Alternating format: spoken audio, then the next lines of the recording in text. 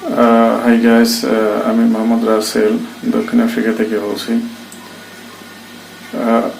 আজকে একটা সুখবর দেব, সেটা হচ্ছে যারা দক্ষিণ আফ্রিকায় আসার সময় পাসপোর্ট হারিয়ে ফেলেছেন বা ফেলে দিয়েছেন, ই পাসপোর্ট, দক্ষিণ আফ্রিকাতে যারা আছেন পাসপোর্ট নেই, এখন পাসপোর্ট ফেলে দিয়েছেন, কিন্তু তাদের জন্য একটা সুখবর হচ্ছে যে আপনারা সম্ভবত মার্চের 1 তারিখ থেকেই এই ই পাসপোর্টের জন্য অ্যাপ্লাই করতে পারবেন।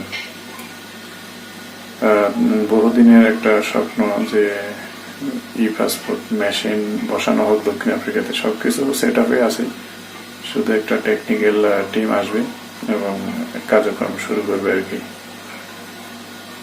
ই পাসপোর্টের কারণে অনেকেই একটা ঝামেলাতে আছে আর কি দক্ষিণ আফ্রিকাতে। এখন সবাই এই ঝামেলা থেকে মুক্তি পাবে খুব শীঘ্রই।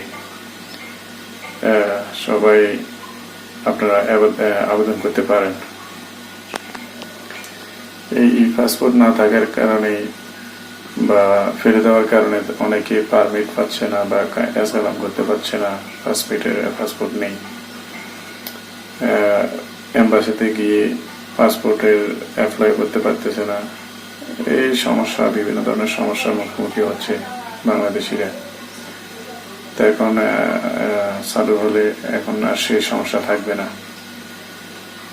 ই পাসপোর্ট দিয়ে আপনারা পারমিট করতে পারবেন, সবকিছু করতে পারবেন, ই পাসপোর্টও তৈরি করতে পারবেন, সমস্যা নেই।